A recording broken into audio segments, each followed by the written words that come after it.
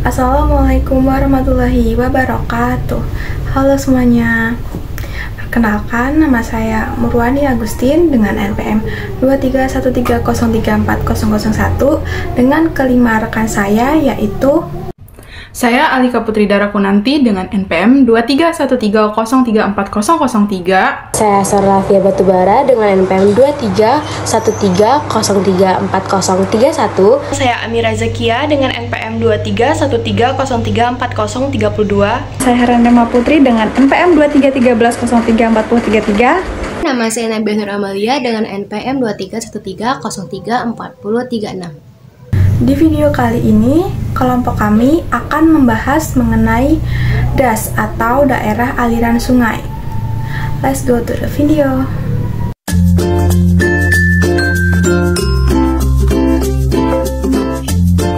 Daerah aliran sungai merupakan suatu hamparan wilayah atau kawasan yang dibatasi oleh pembatas topografi atau punggung bukit. Biasanya berfungsi untuk menerima, mengumpulkan air hujan, sedimen, serta unsur hara, dan mengalirkannya melalui anak-anak sungai dan keluar pada suatu titik. Definisi ini mengartikan bahwasanya seluruh permukaan daratan di bumi ini terbagi habis ke dalam daerah aliran sungai. Atau dapat kita ringkas bahwa daerah aliran sungai ini merupakan tempat berkumpulnya air sungai yang dipengaruhi oleh curah hujan. Berikut ini beberapa faktor yang dapat mempengaruhi pengelolaan daerah aliran sungai. Yang pertama, jumlah penduduk dan ternak. Jumlah penduduk dan ternak di sekitar daerah aliran sungai mempengaruhi kegiatan yang dilakukan di sekitar daerah tersebut. Berbagai jenis limbah dan jumlah yang dihasilkan oleh aktivitas penduduk merupakan pertimbangan yang perlu diperhatikan. Regulator dalam hal ini pemerintah memegang peranan dalam mengatur dan membuat tata cara pengelolaan DAS selain kepatuhan dan kedisiplinan masyarakat. Yang kedua yaitu sistem penggunaan lahan. Daerah aliran sungai haruslah dipelihara dengan baik dan membutuhkan ekosistem yang terawat, seperti hutan alam dengan berbagai pohon di dalamnya. Penduduk yang ingin membuat atau mendirikan lahan haruslah diberikan pengetahuan mengenai pentingnya pelestarian dan tata cara pendirian lahan yang baik dan benar. Yang ketiga, struktur tanah.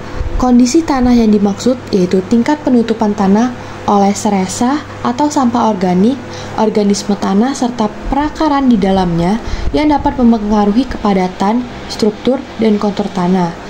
Kepadatan tanah yang baik dapat mempertahankan tanah dari bencana yang mungkin terjadi seperti longsor. Yang keempat, topografi tanah. Topografi berkaitan dengan kemiringan dan ketinggian tanah.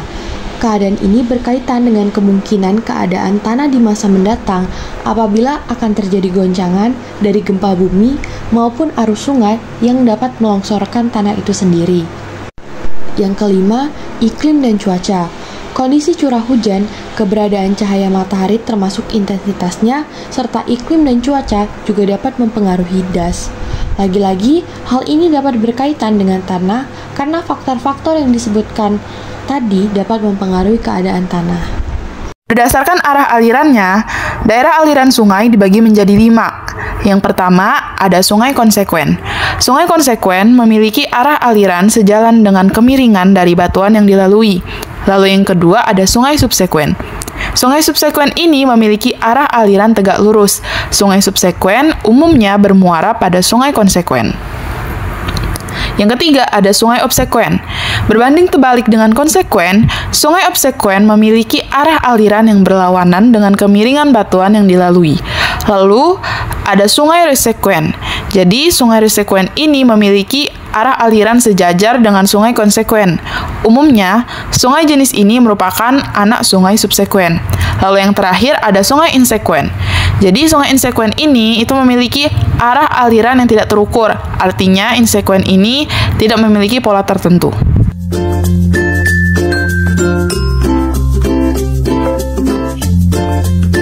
Selanjutnya, ada jenis sungai berdasarkan debit dan volumenya. Yang pertama ada sungai permanen, yaitu sungai yang debit airnya sepanjang tahun relatif tetap. Contoh sungai jenis ini adalah Sungai Kapuas dari Kalimantan dan juga Sungai Musi dari Sumatera.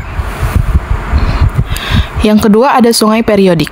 Sungai periodik merupakan sungai yang jumlah debit airnya bergantung pada musim tertentu.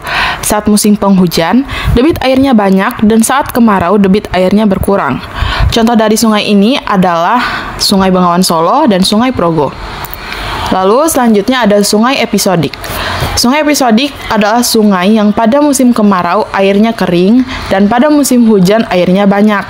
Contoh sungai jenis ini adalah Sungai Kalada di Pulau Sumba.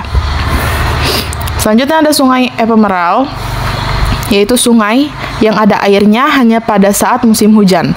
Pada hakikatnya, sungai jenis ini hampir sama dengan jenis episodik. Hanya saja, pada musim hujan, sungai jenis ini airnya belum tentu banyak. Adapun bagian-bagian dari sungai yaitu mata air, mender, anak sungai, pertemuan sungai, muara, gosong sungai, danau tapal kuda, kanal, delta, dan estuari.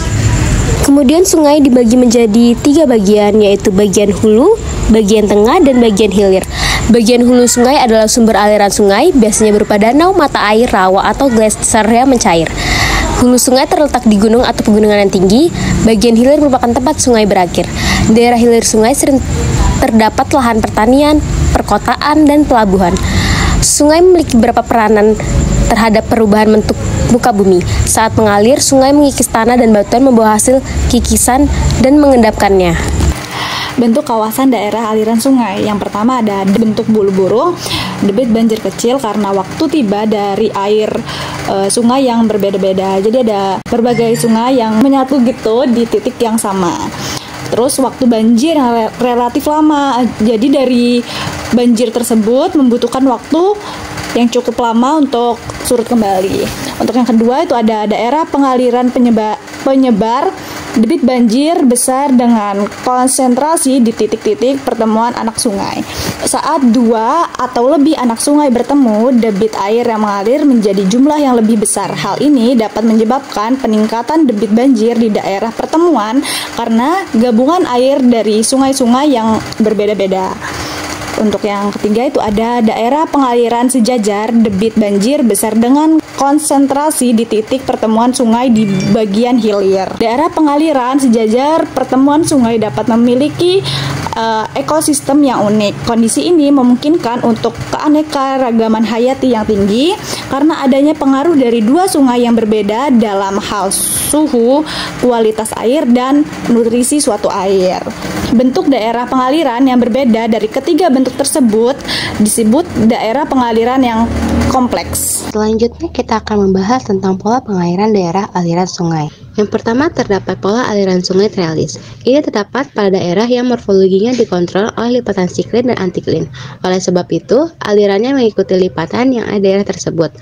Yang kedua terdapat pola aliran dendritik, merupakan salah satu pola aliran sungai dengan cabang aliran yang menyerupai garis-garis yang ada di penampang daun.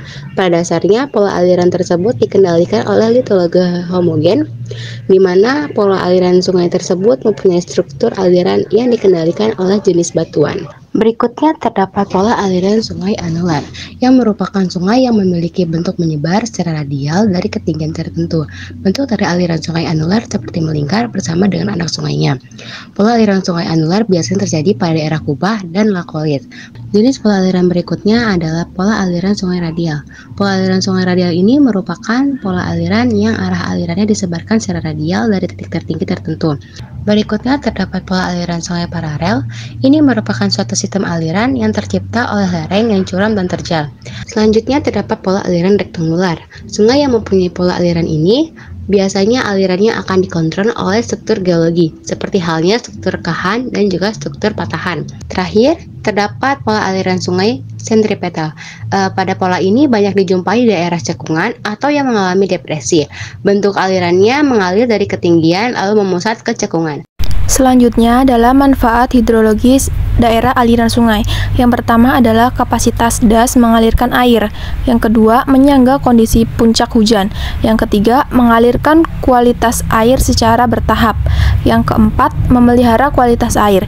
Yang kelima, mengurangi pembuangan tanah seperti longsoran tanah. Yang keenam, menjaga kualitas air. Yang ketujuh, menyimpan karbon. Lalu yang terakhir adalah meningkatkan ketahanan dalam menghadapi ancaman perubahan iklim. Adapun manfaat DAS di bidang ekonomi, yang pertama adalah mengurangi biaya pengelolaan air layak minum, yang kedua mengurangi biaya mitigasi banjir, yang ketiga meningkatkan pendapatan dan peluang kerja, dan yang terakhir adalah meningkatkan nilai properti. Itulah materi tentang daerah aliran sungai yang dapat kelompok kami sampaikan. Kami ucapkan terima kasih dan sampai jumpa di video selanjutnya.